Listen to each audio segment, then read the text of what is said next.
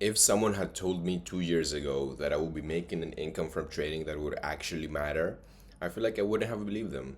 But here we are now, and this is crazy. Hello, everyone. My name is Basil, and I'm a trading coach inside the Tory Trades community. At Tory Trades, we do daily live streams, live trading sessions, and we answer to every single question just so we can help students fast track their trading journey and achieve financial freedom. Today, I want to break down a trade I placed in micro DAX futures on the 4 hour time frame, how I handled this fake out, and what you can have as a key takeaway from this specific trade I placed. So buckle up because this is going to be a journey. All right, so let's dive in.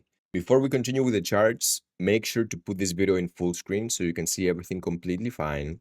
We're in micro DAX futures and price has created a 3 touch point trend line, point A, point B, point C. Now, being in the 4 hour time frame allows me to observe positions like this in hindsight, and I already knew that I want to enter a long position if something like this happened, if price eventually broke through my trend line. I let this one candle pass and boom, I engaged in a long position right over here at the top of the wick. I was anticipating a full breakout and that price was going to explode in my favor. However, it didn't. This was a fake out and it sucked at the moment. So, how exactly did I handle this? The thing is that I was only long with one contract of microdax, which allowed me to let price do its thing, give price some wiggle room, and let it do its ups and downs before it actually proved me wrong or proved me right completely. I let one more candle pass, boom. And now I adjusted my safety line to this new point B. I've also identified this key horizontal level, this minor horizontal level. And for me to close this trade, price would have to break both my safety line and my horizontal level. If price broke through these two lines, I knew that it was time for me to close this trade and get out of this position. So I stayed patient, I waited, and eventually price went into my favor.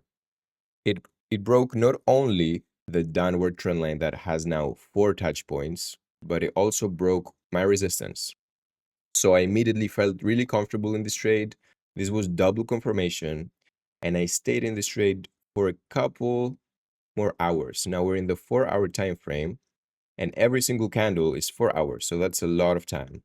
I eventually closed right over here at the top of this wick, capitalizing on $425, and I exited my position.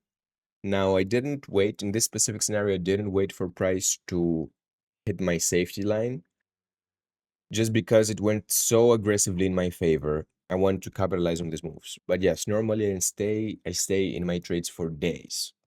So the key takeaway here is to always enter your position with the least amount of contracts possible, just so you can give price the wiggle room that it needs and completely prove you wrong or prove you right. Have you ever been faked out in a trade? Let me know in the comments below, and also let me know how you would have handled this specific scenario. Now, if you want to learn to trade with us and learn more about how to handle fake outs and how to trade with structure and trade more calmly, go ahead and click the link below to see what our community offers. Honestly, being a trading coach has to be the greatest thing ever, and I'm so grateful to be doing that every day, helping people generate an income from breaking down trades and discussing setups.